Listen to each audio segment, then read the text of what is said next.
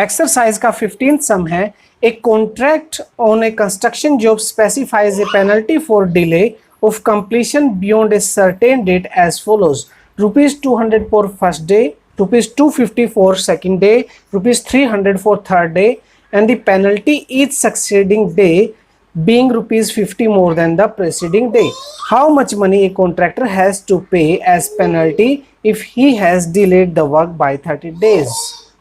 Question में दिया गया है कि कंस्ट्रक्शन जॉब है, उसकी कंडीशन है कि अगर काम डिले होता है फिक्स डेट से तो उसके चार्ज इस तरह से होंगे, फाइन इस तरह से होगा कि पर डे फाइन बढ़ता जाएगा। फर्स्ट डे के लिए 200, सेकंड डे के लिए 250 और थर्ड डे के लिए 300, ऐसे 50-50 रुपए पहले दिन से बढ़ते जाएंगे। अब क्वेश्चन में पूछा गया कि एक कॉन्ट्रैक्टर अगर अपने काम को 30 डेज डिले करता है तो उसे कुल कितना पेनल्टी भरना पड़ेगा, कुल कितनी पेनल्टी उसको देनी पड़ेगी। तो सबसे पहले हम इस पेनल्टी की एपी बना लेते हैं सॉल्यूशन में। तो फर्स्ट डे कितनी पेनल्टी है, 200 रुपीज़ है, next day 250, third day 300 and so on, ये बन गई पेनल्टी, राइट। अब कॉन्ट्रैक्टर लेट हुआ है 30 डेज, तो 30 डेज तक जितने भी पैसे हुए सबका हम सम कर देंगे। तो यहाँ से देखिए ए की वैल्यू आ गई 200, डी की वैल्यू आ गई 250 माइनस 200 यानी कि 50 रुपीज़, एन की वैल्यू इन्होंने कहा 30 डेज। तो हमें निकालना है टोटल मीन्स सम। तो एस एन का हम फॉर्मूला लगा देंगे। एस एन का फॉर्मूला होता है हमारा n/2 2a प्लस n-1d। यहाँ पे वैल्यूज पुट करेंगे और सोल्व कर देंगे। n है 30, सो 30/2, 2 इंटू a, 2 इंटू a है 200, तो 2 इंटू 200 प्लस n-1, n कितना है 30 माइनस 1 और d है हमारा 50 रुपीज़। तो हमने क्या किया, सारी वैल्यू जिसके अंदर पुट कर दिए। अब हम इसको सोल्व करेंगे। 2 से 30 कैंसिल हो जाएगा तो ये आ गया 15, 2 इंटू 200 ये हो गया 400 प्लस 30 माइनस 1 तो ये आ गया 29, 29 को करेंगे 50 से मल्टीप्लाई। चलिए आगे बढ़ते हैं। 15 400 प्लस 29 को 50 से मल्टीप्लाई करेंगे, 0 एज इट इज़, 5 9 जा 45, 4 कैरी फॉरवर्ड हो जाएगा एंड 5 2 जा 10 and 4 14। So this is 15 into 400 plus 14 50, तो इसको ऐड कर देंगे आप 0 5 0 5 4 प्लस 4 8 एंड 1। चलिए मल्टीप्लाई कर दीजिए 15 से, 15 0 0, 15 5 जा 75, तो यहाँ 7 कैरी फॉरवर्ड हो जाएगा, 58 जा 120, 120 एंड 7 तो 127 हो गया, 12 कैरी फॉरवर्ड हो जाएगा, 15 1 जा 15 एंड 12 तो ये आ गया 27।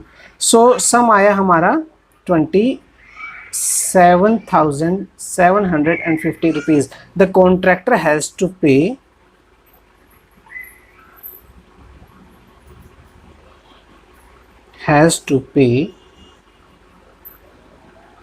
₹27,750 as he delay work by 30 days.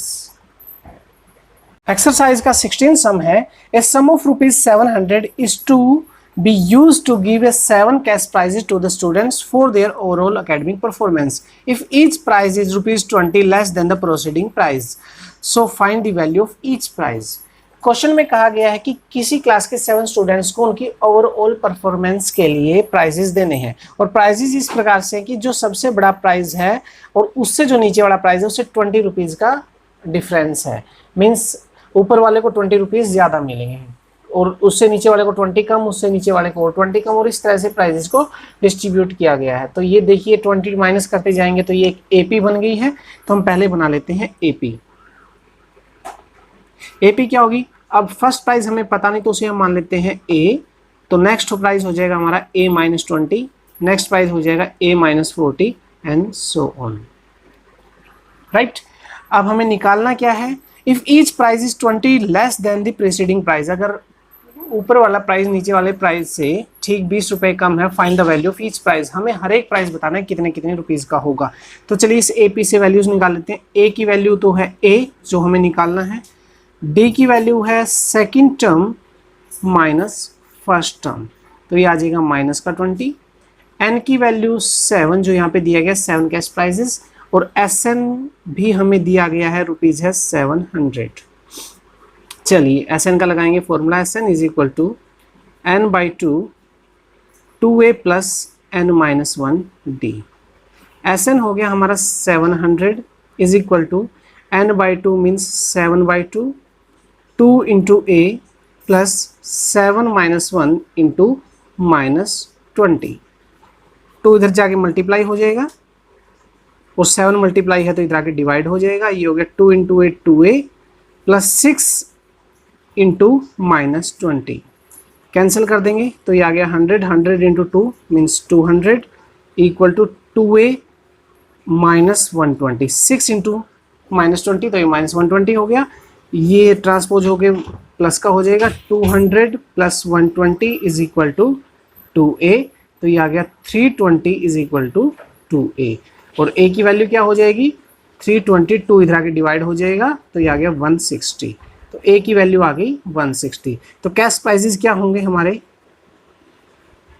Cash prices कितने हो गए, पहला प्राइस होगा 160 का, नेक्स्ट उससे 20 रुपीज़ कम का 140 का, अच्छा रुपीज़ भी लगा लीजिए साथ में, 140 देन 120 देन 100 और उसके बाद आएगा 80। देखिए 7 पूरे हो जाने चाहिए, 1 2 3 4 5, इसके बाद आएगा 60 एंड देन 40। चलिए ऐड भी करके देख लेते हैं क्या इनका सम 700 बनता है कि नहीं। 160 प्लस 140 ये तो हो गया 300, 300 प्लस 120 420, 100 520, 80 600 एंड 60 660 एंड प्लस 40 700। तो यहाँ से हम वेरीफाई भी कर चुके हैं कि इनका सम 700 बनता है। उम्मीद करता हूँ 16 सम आपको समझ में आया होगा। अब हम करेंगे क्वेश्चन नंबर 17।